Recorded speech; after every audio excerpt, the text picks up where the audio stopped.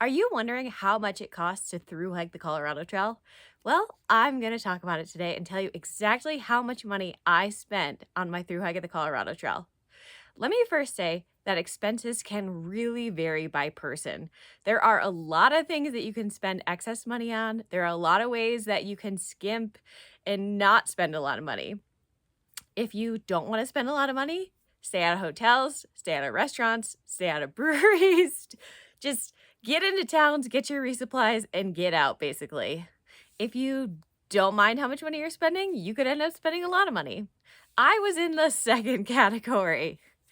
While I hiked the Colorado Trail, I was able to keep my full-time job. I took PTO. So essentially, I was still getting paid while I was hiking the Colorado Trail. And so I was like, you know what? I really tried to be cheap when I was hiking the Appalachian Trail. I ate a lot of north sides and a lot of ramen, and I felt like my energy levels really suffered for that. And I've talked about this. I ended up with anemia and high cholesterol after the AT. Obviously, this was never going to be that extreme because it was only a month-long journey versus a 6-month-long journey. But I went into this being like, I want to feel strong while I'm out there. I want to treat myself. I want to be comfortable when I go to towns. I want to eat in all the restaurants. I want to drink in all the breweries. I want to stay in hotels. So if you're looking at my expenses compared to other people, I am sure that my expenses are a lot higher.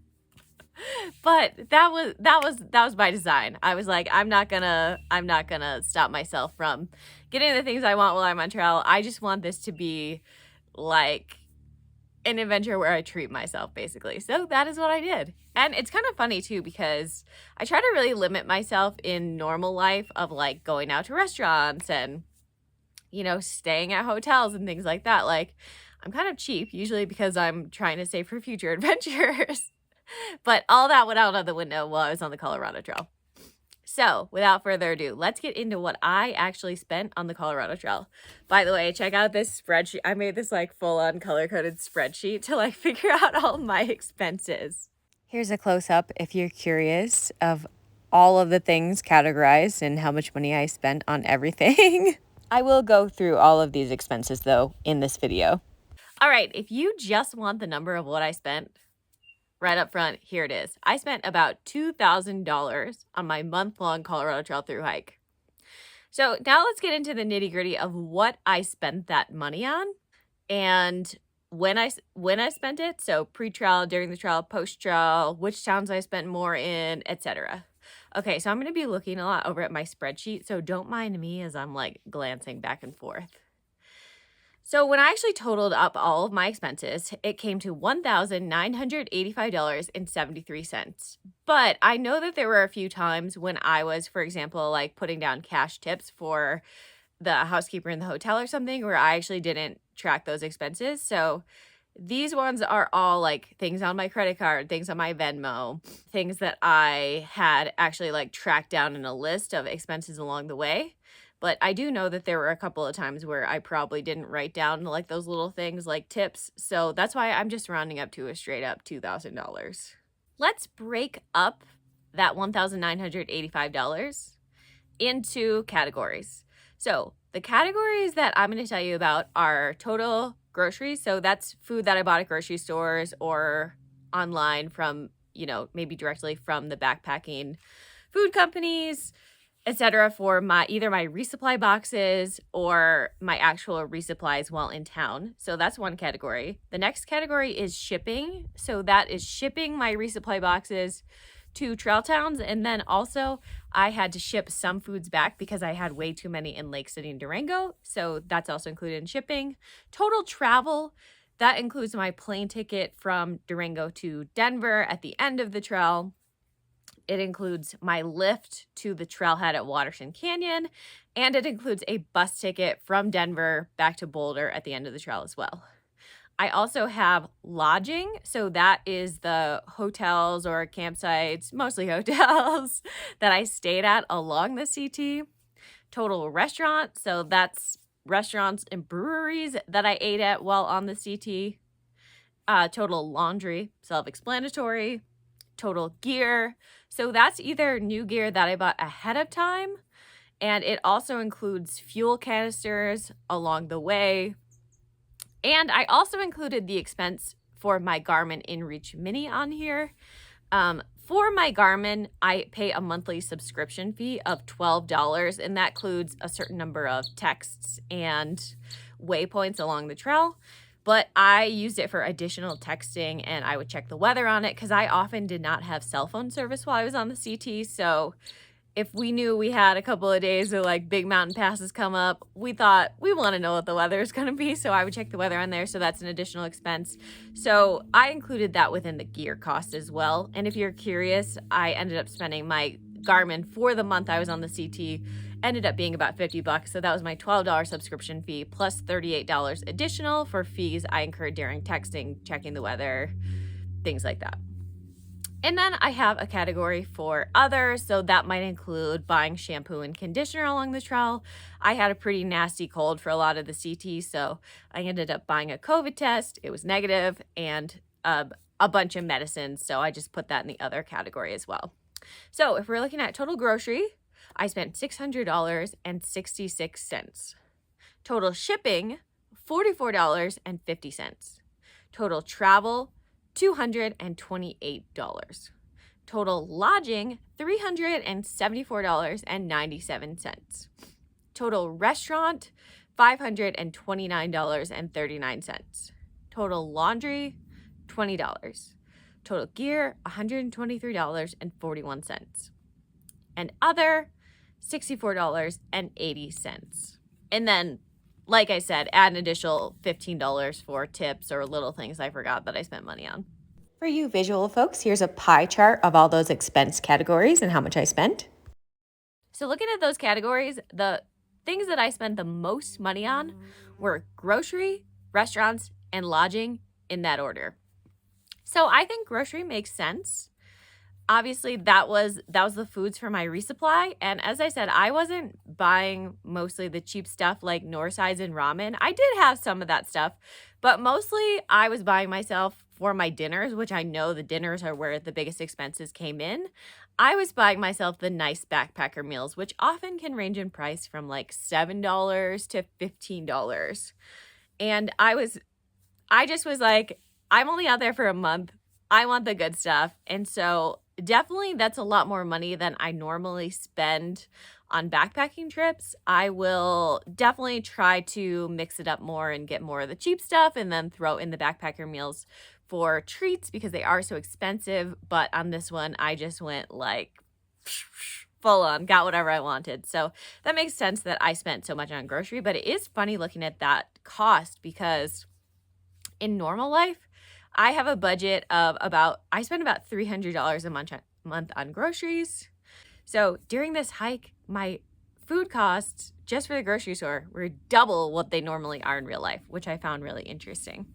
The next biggest cost was restaurants, which that didn't surprise me. Actually, I would have suspected restaurant would be slightly higher than grocery just because restaurants are generally so expensive.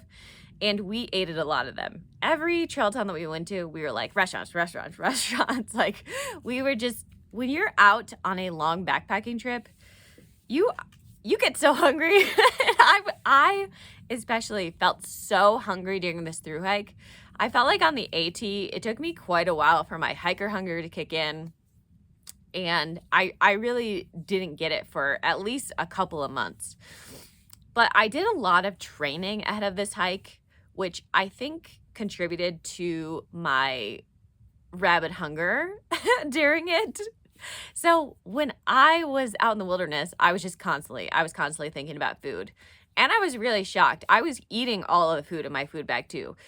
Historically, on backpacking trips, I have had a bad habit of bringing a lot more food than I need out on backpacking trips. But during this one, I was eating all my food and I was dreaming about food.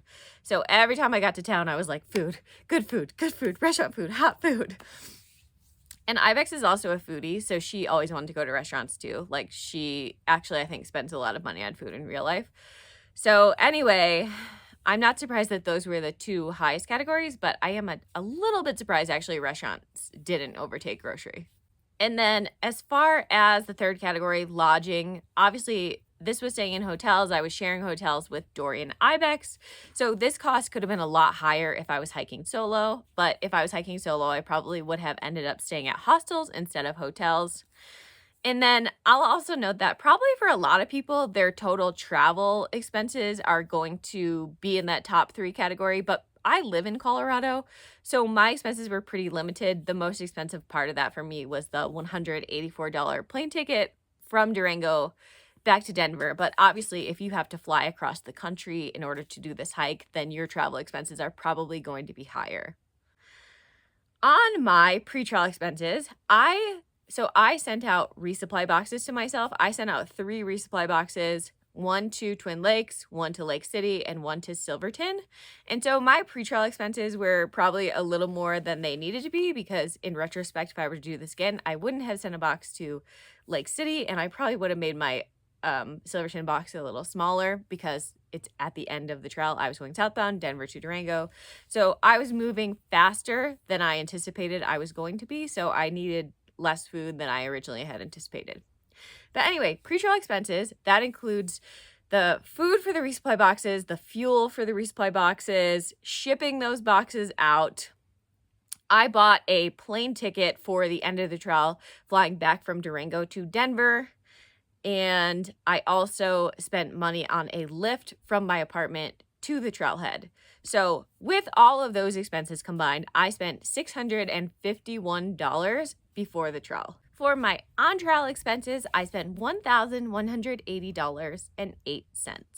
I'm definitely not surprised that this was the most expensive part of the journey, because obviously expenses, as I've noted, are not just your resupply and what you're bringing out with you into the wilderness. It's also staying at hotels, going to restaurants, going to breweries, etc. And then my post-trail expenses, I'm including what I spent in Durango at the very end of the trail, because technically we were done with the CT, but I do think it's important to note those expenses as part of the overall trip.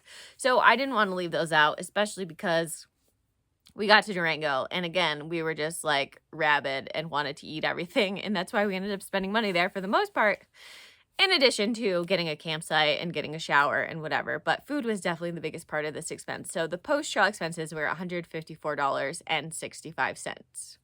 And here's your pie chart for those categories of expenses. I also wanted to talk through where on the trail I was actually spending my money in terms of the trail towns. So I've also broken down my expenses per trail town. So that's Breckenridge, Twin Lakes, Leadville, Salida, Lake City, Silverton, and Durango. We'll go in order of when we got there. Breckenridge was our first trail stop. We did not technically take a 0 day there, which means a day of no hiking, but we did stay there for 2 nights, and we took a hard Nero getting into town. So getting into Breckenridge, we had an easy 9.7 mile day or something like that. It was all downhill. We got up early. We were so excited to get to town, and we had the town Zooms, which means we were just going real fast because we were so excited to get to town and eat all the foods. So we were there for 2 nights. One was a hard Nero, and then the other day we slack packed from Copper back to Breckenridge. So in Breckenridge, total, we spent $282.41. Next came Leadville. We did not stay in Leadville. We literally just hitchhiked into Leadville from Tennessee Pass. We immediately went to a pizza restaurant, got pizza, got sodas, and then we also stopped at a convenience store on our way out of town. I needed some medicines, and I was really going crazy. I wanted some cupcakes. Sugar addict over here. So that's all we did. We went to the pizza restaurant, we went to a convenience store, we hitched out of town. So I spent $43 in Leadville. Twin Lakes came next. We had sent resupply boxes to Twin Lakes that we picked up at the Twin Lakes General Store. So I didn't have to spend a lot of money on resupply, even though we had a few days of hiking past Twin Lakes to get to the next town. And this was in a tough section, the Collegiate West. So all I spent there was I had to get lunch supplies. I had to get some cold drinks because I just needed them. And there was a little breakfast VW bug bus thing that you could get coffee, burritos, etc. at. So I got breakfast there. So in Twin Lakes, I spent $34.88. Next town was where I spent the most money by far in any of the trail towns, and this was Salida. I would blame this on a couple of different factors.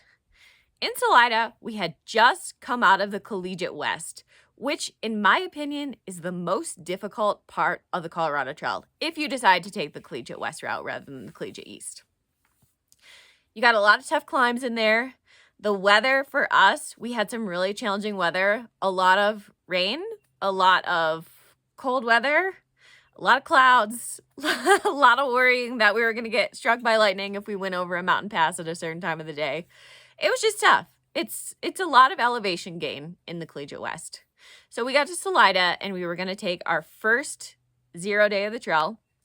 And we were in Salida for 2 nights. We got there around lunchtime on a Saturday, and we left at lunchtime on Monday. So we were there for 2 full days, basically, and we weren't hiking during any of that time. We were just taking a break. So we were getting a lot of restaurant food. We were going to play mini golf. We were going to get beers. We were just having a nice little vacation weekend in Salida. So in Salida, I spent $454.39. While I was looking back at my expenses, it was like Salida. I was like, I needed to chill out in Salida, but I understand why I didn't because of those factors that I mentioned. Next came Lake City. And Lake City is where we took our second and last 0 of the trail. So I actually expected these expenses to be a little higher. We got to Lake City on a Saturday evening, and we stayed until late morning on Monday. And I think that the reason we didn't spend more money than we did in Lake City, because we were going kind of crazy. There's a bakery in Lake City that we went to 3 times. We went out for a nice breakfast. We went out for beers, whatever. But Lake City has a hiker center run by one of the local churches. It's awesome and amazing. Lake City, the community, just generally amazing. And in the summer, that church, along with the community, hosts hiker dinners on Sunday nights where a bunch of the community members come together and they make all of this food for hikers, invite hikers to come in, have dinner, eat to your heart's content. They encourage it. It's great. So that was a dinner that we did not have to spend. And then in addition, they have hiker boxes where you could grab coffees and foods and treats from, and they have a coffee and tea station. So I got a lot of freebies in Lake City. So I spent only about half the money in Lake City that I spent in Salida, even though I was there for almost the same amount of time. I was in Salida for a few extra hours, but that was it. So in Lake City, I spent $223.09. Next, Silverton. We weren't in Silverton for very long. We got there at 1 p.m. on a weekday. I want to say it was a Wednesday. And then we left in late morning the next day. So in Silverton, we spent $142.31. And then in Durango, after the trail, we spent $93.20. We actually camped after we finished the trail. There is a campground very close to the end of the CT that you can just walk to. We actually had Ibex's friend came and met us at the end of the trail and drove us there and drove us into town, but you could just walk there. It's very, very close. So we didn't end up having hotel expenses at the end of the trail. We just helped pay for the campsite, and then we went and showered at the local recreation center. So expenses in Durango were a little cheaper than some of these other towns just because we weren't paying for a hotel. And here is your final pie chart. So yeah, that's the money I spent on the CT and how I spent it. If I was doing this and I didn't have a job, I'd probably try to pinch my pennies a little bit more, probably eat in less restaurants, maybe do more camping instead of staying at hotels. If you want to spend less money, you can definitely not spend all the money on the backpacker meals. Stay out of hotels as much as you can. Places like Durango have recreation centers where you can shower. There are hostels that you could stay at Some of them would be cheaper. You could maybe just stay one night to get a shower instead of staying 2 nights. Stay out of restaurants, stay out of breweries. There are a lot of ways that you could definitely spend a whole lot less money on a thru hike, but I kind of went a little wild with this one. Am I going to go wild with my thru hikes in the future? Time will tell. We will see. We will see what the circumstances are. But yeah, I hope that helped to give you an idea of what the expenses on the Colorado Trail could be. If you have hiked the Colorado Trail, let me know down in the comments how much money you spent on it, if you're comfortable sharing that, and where you spent most of your money. But I don't want to hear any judgments about how much money I spent, because I know I spent a lot, and I know that was unnecessary. I recognize that. Okay. Anyway, don't forget to subscribe to my channel for more hiking, backpacking, and outdoor content. Don't forget to like this video if you got value out of it. It really helps me to reach more people. As always, thank you so much for being here. I really appreciate you, and I'll talk to you later.